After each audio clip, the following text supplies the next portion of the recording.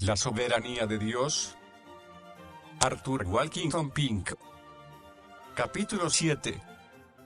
La soberanía de Dios y la voluntad del hombre.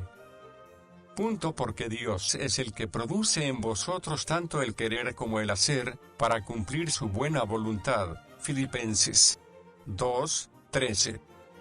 En lo que se refiere a la naturaleza y poder de la voluntad del hombre caído, predomina hoy día gran confusión, y se sostienen los puntos de vista más erróneos, aun por parte de muchos hijos de Dios. La idea popular que actualmente prevalece, y que se enseña en la mayoría de las iglesias, es que el hombre tiene libre albedrío, y que la salvación viene al pecador por la cooperación entre su voluntad y el Espíritu Santo. Negar el libre albedrío del hombre, es decir, su poder para escoger lo bueno, su capacidad principal para aceptar a Cristo, es desacreditarse enseguida, incluso ante muchos de los que profesan ser los cristianos más conservativos. Pero la Escritura dice firmemente: no depende del que quiere ni del que corre, sino de Dios quien tiene misericordia. Romanos 9:16. Asimismo la palabra manifiesta clara y fuertemente: no hay quien busque a Dios. Romanos 3:11. ¿Acaso Cristo no dijo a los hombres de su tiempo: y vosotros no queréis venir a mí para que tengáis vida? San Juan 5:40. Sí, pero algunos sí vinieron a él, algunos sí le recibieron. Cierto. ¿Y quiénes eran? San Juan 1:12,13 nos dice: pero a todos los que le recibieron, a los que creen en su nombre, les dio derecho de ser hechos hijos de Dios, los cuales nacieron no de sangre, ni de la voluntad de la carne, ni de la voluntad de varón, sino de Dios. Pero, ¿no enseña la Escritura que el que quiera, venga? Sí que lo enseña, pero, ¿significa esto que todo el mundo quiere venir? ¿Qué diremos de los que no quieren venir? El que quiera venga no quiere decir que el hombre caído tenga en sí poder para venir. Como extiende tu mano no significaba que el hombre de la mano seca tenía capacidad en sí mismo para obedecer. En sí mismo y por sí mismo el hombre natural tiene poder para rechazar a Cristo, pero no para recibirlo. ¿Y por qué? Porque su mente es enemistad contra Dios. Romanos 8:7. Porque tiene un corazón que aborrece a Dios. San Juan 15:18. El hombre escoge lo que es conforme a su naturaleza, y por lo tanto, antes que escoja o prefiera lo que es divino y espiritual, es preciso que le sea impartida una nueva naturaleza. Dicho de otro modo, es preciso que nazca de nuevo. Empero puede preguntarse: ¿no vence el Espíritu Santo la enemistad y odio del hombre cuando convence al pecador de sus pecados y de su necesidad de Cristo? ¿Y no produce el Espíritu de Dios tal convicción en muchos que perecen? Hablar de este modo revela confusión en los pensamientos. Si la enemistad de tal hombre estuviese realmente dominada, se volvería a Cristo prontamente. El hecho de que no viene al Salvador demuestra que su enemistad no ha sido vencida. Empero el hecho de que muchos, a través de la predicación de la palabra, son redarguidos por el Espíritu Santo, y que a pesar de eso mueren en incredulidad, es una solemne verdad. Sin embargo, conviene no perder de vista que el Espíritu Santo hace en cada uno de los elegidos de Dios algo más que en los no escogidos, produce en ellos tanto el querer como el hacer, para cumplir su buena voluntad. Filipenses 2:13. En respuesta a lo que acabamos de decir, los arminianos dirían: no. La obra de convicción del Espíritu es la misma tanto en los convertidos como en los inconversos. Lo que distingue una clase de otra es que los primeros ceden a su contención, mientras que los segundos la resisten. Sin embargo, si fuera así, el cristiano sería el que hace la diferencia personalmente en su naturaleza, mientras que la Escritura atribuye su actitud a la gracia discriminadora de Dios. Veamos 1 Corintios 4:7. Asimismo, si tal fuera el caso, el cristiano tendría motivos para jactarse y gloriarse por su cooperación con el Espíritu, mas esto contradeciría directamente a Efesios 2:8. Porque por gracia sois salvos por medio de la fe, y esto no es de vosotros, pues es don de Dios. Apelamos a la experiencia real del lector cristiano. ¿No es cierto que hubo un tiempo, y que su recuerdo nos humille hasta el polvo?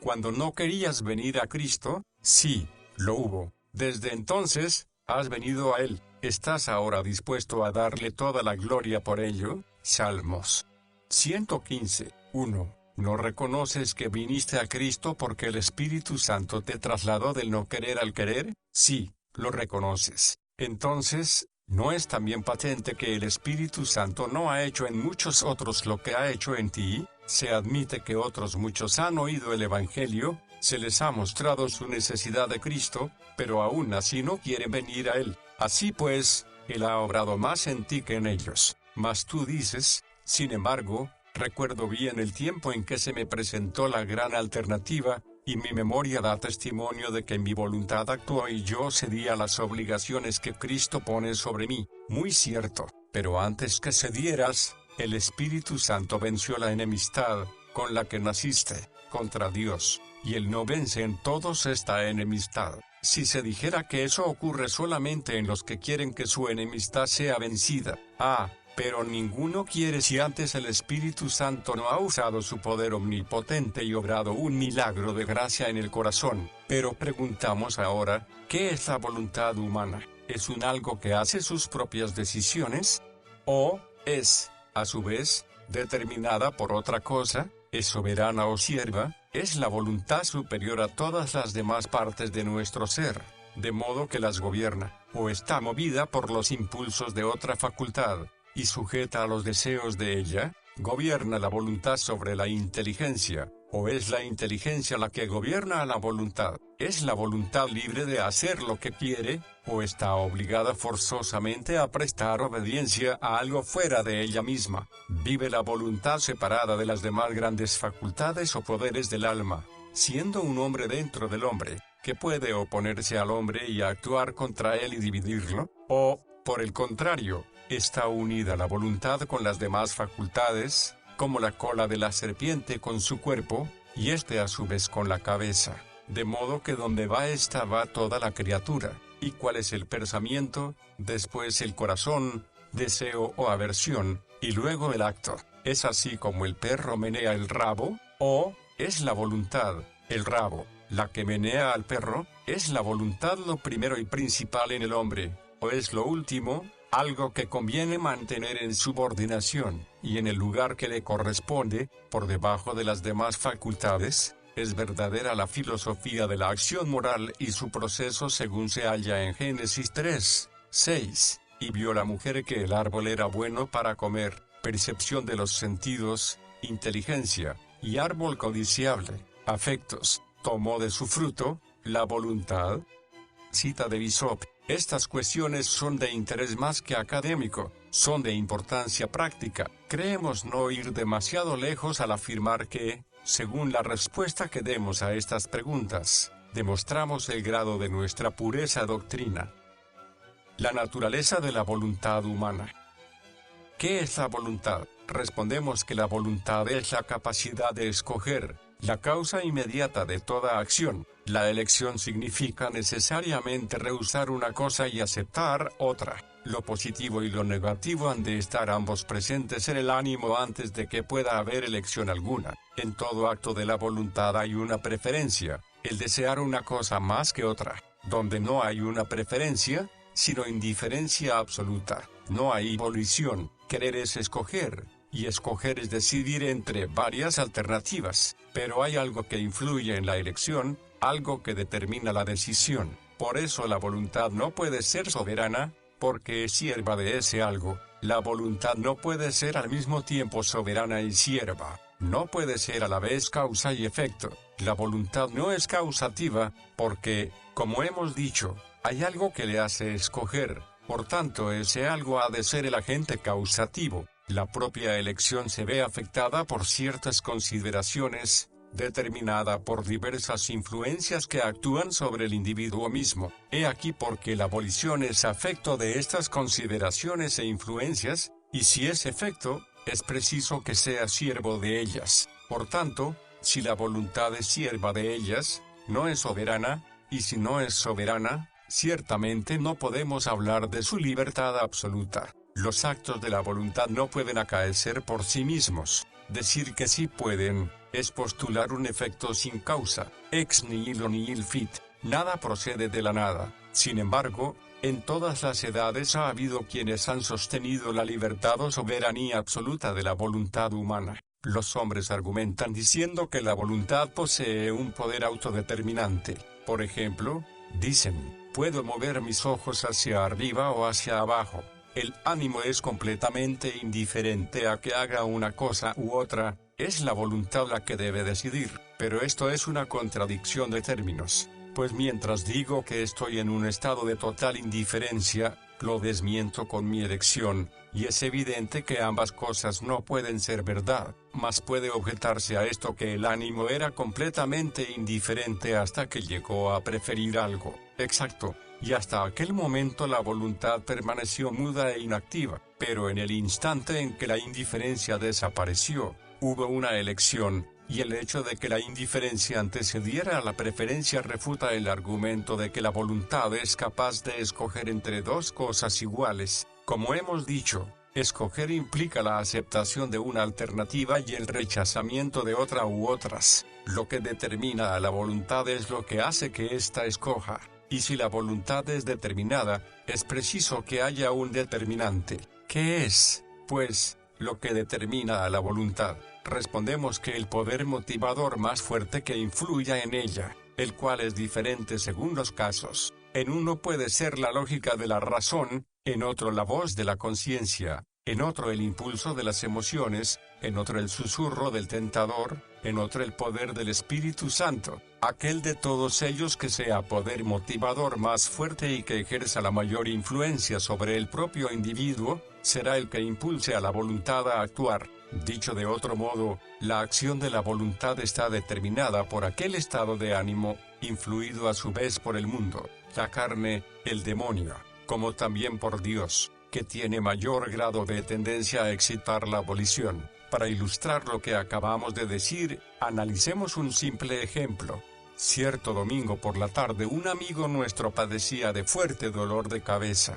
Su deseo era visitar a los enfermos, pero temía que si lo hacía su propia jaqueca empeoraría, y como consecuencia no podría asistir aquella noche a la predicación del Evangelio. Se enfrentaba con dos alternativas: visitar a los enfermos aquella tarde y correr el riesgo de enfermar él, o dedicarse a descansar, dejando a los enfermos para el día siguiente, y levantarse mejorado y bien dispuesto para el culto de la noche. Ahora bien, ¿qué fue lo que decidió a nuestro amigo por una de estas dos alternativas? La voluntad, en absoluto. Cierto es que ella fue la que al fin tomó una determinación, pero no sin ser movida a escoger como lo hizo. En el caso mencionado había ciertas consideraciones que presentaban motivos poderosos en pro de una u otra alternativa. Estos motivos fueron pesados y sopesados por el individuo mismo, es decir, por su corazón y su mente, y contando una de las alternativas, con motivos más poderosos que la otra, fue tomada la decisión correspondiente. Y entonces la voluntad actuó. Por un lado, nuestro amigo, impelido por el sentido del deber, se sentía obligado a visitar a los enfermos. La compasión le movía a hacerlo, y este era el poderoso motivo que pesaba sobre su ánimo para obrar así. Mas por otro lado, su sentido común y prudencia le recordaban que estaba lejos de encontrarse bien, y que necesitaba un buen descanso, que si visitaba a los enfermos su propio estado empeoraría probablemente, y en tal caso no podría asistir a la predicación del Evangelio aquella noche. Además, sabía que al día siguiente, si el Señor lo permitía, podría visitar a los enfermos, por lo cual, llegó a la conclusión de que debía quedarse a descansar aquella tarde. He aquí, pues, dos grupos de alternativas que se presentan a nuestro hermano cristiano. Por una parte, cierto sentido del deber, más sus propias simpatías; por la otra, el sentido de la propia necesidad, más un auténtico interés por la gloria de Dios, pues creía que aquella noche debía asistir a la predicación del Evangelio. Lo segundo fue lo que prevaleció. Las consideraciones espirituales pesaron más que su sentido del deber. Tomada su decisión, la voluntad actuó en consecuencia, y se retiró a descansar. Un análisis del caso presentado demuestra que la mente o facultad razonadora, que había sido dirigida por consideraciones espirituales, reguló y controló la voluntad. Por eso decimos que, si la voluntad es controlada, no es ni soberana ni libre, sino sierva del espíritu. Se enseña a menudo que la voluntad gobierna al hombre, pero la palabra de Dios declara que el centro dominante de nuestro ser es el corazón. Podrían citarse muchos textos para corroborar esto. Sobre toda cosa guardada, guarda tu corazón, porque de él emana la vida. Proverbios 4:23. Porque desde adentro, del corazón del hombre, salen los malos pensamientos, las inmoralidades sexuales, los robos, las maldades, etc. Aquí nuestro Señor descubre la fuente de estos actos pecaminosos, y declara que su origen es el corazón, y no la voluntad. Asimismo, este pueblo me honra de labios, pero su corazón está lejos de mí. Mateo 15:8. Si se precisaran más pruebas, podríamos llamar la atención al hecho de que la palabra corazón se halla en la Biblia 3 veces por cada vez que aparece la palabra voluntad, y además, casi la mitad de las veces que se emplea esta voz, la hallamos referida a la voluntad de Dios. Cuando afirmamos que es el corazón y no la voluntad lo que gobierna al hombre, no estamos ensarzándonos en una contienda de meras palabras, sino insistiendo en una distinción de vital importancia. He aquí un individuo ante quien se ofrecen dos alternativas. ¿Cuál escogerá? Respondemos que la que más le agrade a él, es decir, a su corazón, el centro más recóndito de su ser. Ante el pecador se ha colocado una vida de virtud y piedad, y una vida de vicio, entregada al pecado. ¿Cuál seguirá? La segunda. ¿Por qué? Porque es la que escoge. Pero, ¿demuestra eso que la voluntad es soberana? En absoluto. Retrocedemos del efecto a la causa. ¿Por qué escoge el pecador una vida de entrega al pecado? Porque la prefiere, y la prefiere a pesar de todos los argumentos en su contra, aunque desde luego no disfruta de los efectos de tal rumbo. ¿Y por qué la prefiere? Porque su corazón es pecaminoso. De igual manera, las mismas alternativas se enfrentan con el cristiano, y sin embargo éste se decide y lucha por una vida de piedad y virtud. ¿Por qué? Porque Dios le ha dado un nuevo corazón o naturaleza, por lo cual decimos que no es la voluntad la que hace que el pecador sea impenetrable a todos los llamamientos para que abandone sus caminos, sino su corazón corrompido y maligno. No quiere venir a Cristo porque no lo desea, y no lo desea porque su corazón le aborrece y ama el pecado. Véase Jeremías 17:93. La esclavitud de la voluntad humana. En cualquier tratado que se proponga estudiar la voluntad humana, su naturaleza y funciones, debe tenerse en cuenta la voluntad de tres hombres diferentes, a saber, Adán antes de su caída, el pecador, y el Señor Jesucristo. En Adán antes de caer, la voluntad era libre en ambos sentidos, libre hacia el bien y libre hacia el mal. Pero con respecto al pecador las cosas son muy diferentes. El pecador nace con una voluntad que no está en estado de equilibrio moral, porque en él hay un corazón engañoso más que todas las cosas, y perverso, y esto le hace propenso al mal.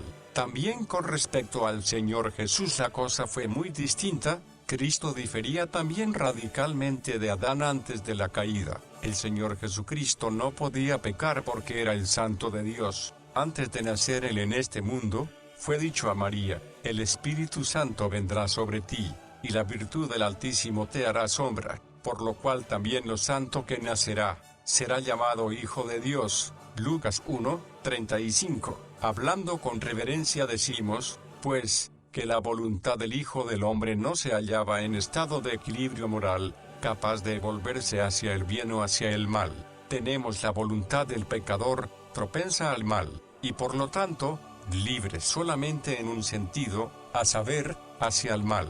La voluntad del pecador está esclavizada porque, como hemos dicho ya, está en servidumbre bajo un corazón depravado. ¿En qué consiste la libertad del pecador? Esta pregunta viene, naturalmente, sugerida por lo que acabamos de decir antes. El pecador es libre en el sentido de que no es forzado desde fuera. El pecador nunca es forzado a pecar, pero el pecador no es libre de escoger entre hacer el bien o el mal. porque el corazón maligno que habita en él lo inclina continuamente al pecado. Ilustremos lo que queremos decir. Tengo un libro en la mano, lo suelto. ¿Qué pasa? Cae. ¿En qué dirección? Hacia abajo, siempre hacia abajo. ¿Por qué? Porque, de acuerdo con la ley de gravedad, su propio peso le hace caer. Supongamos que deseo que el libro ocupe una posición 1 metro más arriba. ¿Qué hago? Tengo que levantarlo. Tal es la relación que tiene el hombre caído para con Dios. Mientras el poder divino lo sustenta, es preservado de sumergirse más profundamente en el pecado, pero si el poder sustentador es retirado, cae. Su propio peso, el del pecado, lo precipita hacia abajo. Dios no lo empuja, como tampoco yo empujé el libro para que cayera. Si se quita todo freno divino, todos los hombres son capaces de convertirse, y se convertirían, en un Caín, un Faraón, un Judas. ¿Cómo podrá ir, pues, el pecador hacia el cielo, por un acto de su propia voluntad? Ciertamente no. Un poder externo a él mismo ha de sostenerlo y levantarlo aunque sea centímetro a centímetro. El pecador es libre, pero libre solamente en una dirección, libre para caer, libre para pecar, como dice la palabra, porque cuando erais esclavos del pecado, estabais libres en cuanto a la justicia. Romanos 6:20. El pecador es libre de hacer siempre lo que quiere, excepto en cuanto es detenido por Dios, pero lo que quiere es pecar. En la primera parte de este capítulo, insistimos en que es de importancia práctica tener un concepto adecuado de la naturaleza y función de la voluntad. Más aún, constituye una piedra de toque de la ortodoxia teológica o la pureza doctrinal. Deseamos ampliar esta declaración, y trataremos de demostrar su exactitud. La libertad o la esclavitud de la voluntad era la línea divisoria entre el agustinianismo y el pelagianismo, y en tiempos más recientes entre el calvinismo y el arminianismo, reducido a términos sencillos. Esto significa que la diferencia de que se trataba era la afirmación o la negación de la depravación total del hombre. Al hacer esta afirmación consideraremos la importancia de la voluntad humana. Está dentro de los límites de la voluntad humana aceptar o rechazar al Señor Jesucristo como Salvador. Se reconoce que el Evangelio es predicado al pecador, que el Espíritu Santo lo redarguye de su estado de perdición, pero, bien mirado, está en su propio poder ceder ante Dios. La respuesta que damos a esta pregunta define nuestro concepto de la depravación humana. Todos los que profesan ser cristianos admiten que el hombre es una criatura caída, pero a menudo es difícil determinar lo que entienden por caída. La impresión general, al parecer, es que el hombre es ahora mortal, que ya no se halla en la condición en que salió de las manos de su Creador, que es susceptible de enfermedad, que hereda malas tendencias, pero que si emplea sus poderes lo mejor que puede, de una manera u otra será al fin feliz. Oh, cuán lejos está esto de la triste realidad. Las enfermedades, los achaques, aún la muerte corporal, no son sino meras bagatelas, cosas de poco valor, comparadas con los afectos morales y espirituales de la caída. Solo consultando las Escrituras podremos tener cierta noción de la importancia de esta terrible calamidad. Cuando decimos que el hombre está totalmente depravado, significa que la entrada del pecado en la constitución humana ha afectado todas las partes y facultades del ser. La depravación total significa que el hombre, en espíritu, alma y cuerpo, es esclavo del pecado y cautivo del diablo, y anda conforme a la corriente de este mundo y al príncipe de la potestad del aire, el espíritu que ahora actúa en los hijos de desobediencia. Efesios 2:2. Esta declaración no necesita ser apoyada con argumentos. Es un hecho común de la experiencia humana. El hombre no puede realizar sus propias aspiraciones y materializar sus propios ideales. No puede hacer lo que quisiera. Hay una incapacidad moral que lo paraliza, y esto es prueba positiva de que no es libre, sino, al contrario, esclavo del pecado y de Satanás. Vosotros sois de vuestro padre el diablo, y queréis satisfacer los deseos de vuestro padre. San Juan 8:44. El pecado es más que un acto, una serie de actos, es un estado o condición, es lo que hay en la raíz de los actos y los produce. El pecado ha penetrado en todo el ser humano y lo ha impregnado totalmente, ha cegado el entendimiento, corrompido el corazón y alejado de Dios al espíritu, y la voluntad no ha escapado. La voluntad está bajo el dominio del pecado y de Satanás. Por tanto, la voluntad no está libre. En resumen, los afectos aman lo que aman y la voluntad escoge lo que escoge, debido al estado del corazón y a lo que éste es, engañoso sobre todas las cosas y perverso. No hay quien busque a Dios. Romanos 3:11. Repetimos nuestra pregunta. ¿Está en la voluntad del pecador el poder de rendirse a Dios? Trataremos de responder haciendo otras preguntas. ¿Puede el agua, por sí misma, subir por encima de su propio nivel? ¿Puede lo limpio proceder de lo inmundo? ¿Puede la voluntad invertir toda la tendencia y la fuerza de la naturaleza humana? ¿Puede ser que lo que está dominado por el pecado dé origen a lo puro y santo?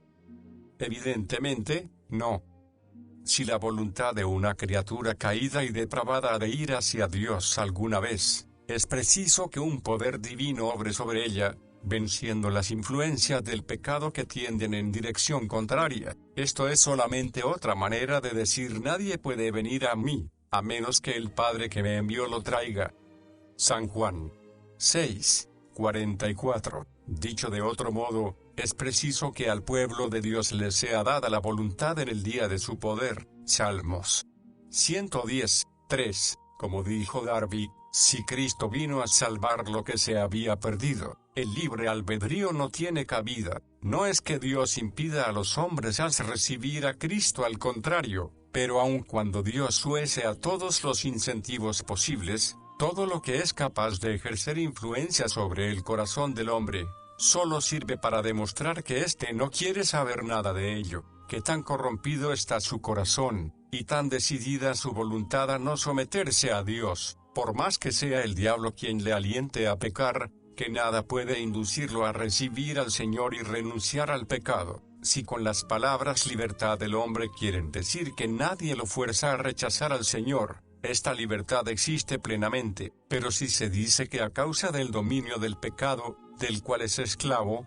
y esclavo voluntario, no puede escapar de su estado, y escoger lo bueno, entonces no tiene libertad alguna. La voluntad no es soberana, es una sierva, porque está influida y controlada por las demás facultades del ser humano. La voluntad no es libre, porque el hombre es esclavo del pecado. Esto fue indicado claramente en las palabras de nuestro Señor. Así que, si el Hijo os hace libres, seréis verdaderamente libres. San Juan 8:36. El hombre es un ser racional, y como tal responsable ante Dios, pero afirmar que es capaz de escoger lo espiritualmente bueno, es negar que está totalmente depravado en la voluntad como en todo lo demás, debido a que la voluntad del hombre está gobernada por su espíritu, mente y corazón. Debido a que estos han sido viciados y corrompidos por el pecado, se infiere que si un hombre ha de volverse o ir en dirección a Dios, es Dios mismo quien ha de obrar necesariamente en él tanto el querer como el hacer, para cumplir su buena voluntad. Filipenses 2:13. La cacareada, muy publicada, libertad del hombre es en verdad servidumbre de corrupción, sirve a concupiscencia y deleites diversos. Como decía un siervo de Dios que había recibido profundas enseñanzas, el hombre es impotente en cuanto a su voluntad, no tiene la menor voluntad favorable a Dios. Creo en el libre albedrío como voluntad libre solamente para actuar conforme a su naturaleza. Letra cursiva nuestra. La paloma no quiere comer carne podrida, como el buitre no quiere comer el alimento limpio de aquella. Satanás era incapaz de querer la santidad, como Dios, y lo decimos con reverencia, era incapaz de querer el mal. El pecador, en su naturaleza pecaminosa, no podría jamás tener una voluntad conforme a Dios, pero ello sería preciso que naciera otra vez, de Smith. Esto es precisamente lo que hemos sostenido a lo largo de todo el capítulo. La voluntad está regulada por la naturaleza. Entre los decretos del Concilio de Trento, 1563, que es la norma reconocida del papismo, hallamos lo siguiente. En los cánones sobre la justificación, Si alguien dijere que excitada y movida por Dios la voluntad humana no coopera dando su asentimiento a Dios, que le excita y llama a prepararse a obtener la gracia santificante, y que no puede disentir si quiere, sino que es inactiva, y meramente pasiva, sea anatema. Canon cuarto. La traducción empleada corresponde a una traducción editada en España. Si alguien dijere que desde la caída de Adán el libre albedrío se ha perdido y extinguido, o que es cosa nominal, ficción introducida por Satanás en la Iglesia, sea anatema. Canon quinto. O sea, que los protestantes, que hoy insisten en el libre albedrío del hombre natural, creen precisamente lo que Roma enseña sobre el particular. Para que un pecador sea salvo fueron indispensables tres cosas. Dios Padre tuvo que proponerse su salvación, Dios Hijo tuvo que comprarla, Dios Espíritu Santo tiene que aplicarla. Dios hace más que formularnos una proposición. Si solamente invitara, todos nosotros nos perderíamos. Esto se ilustra de modo contundente en el Antiguo Testamento. En Esdras 1:1-3 leemos: en el primer año de Ciro, rey de Persia, y para que se cumpliese la palabra de Jehová por boca de Jeremías, Jehová despertó el espíritu de Ciro, rey de Persia, quien hizo pregonar por todo su reino, oralmente y por escrito, diciendo: así ha dicho Ciro, rey de Persia, Jehová, Dios de los cielos, me ha dado todos los reinos de la tierra y me ha comisionado para que le edifique un templo en Jerusalén, que está en Judá. Quien haya entre vosotros de todo su pueblo, que su Dios sea con él, y suba a Jerusalén, que está en Judá, y edifique la casa de Jehová Dios de Israel. Él es el Dios que está en Jerusalén. En este caso hubo una proposición, hecha a un pueblo en cautividad, ofreciéndoles la oportunidad de partir y regresar a Jerusalén, lugar que era morada de Dios. ¿Respondió todo Israel fervorosamente a esta ofrenda? No, por cierto. La inmensa mayoría se contentó con permanecer en tierra enemiga. Solamente un residuo aprovechó esta proposición de misericordia.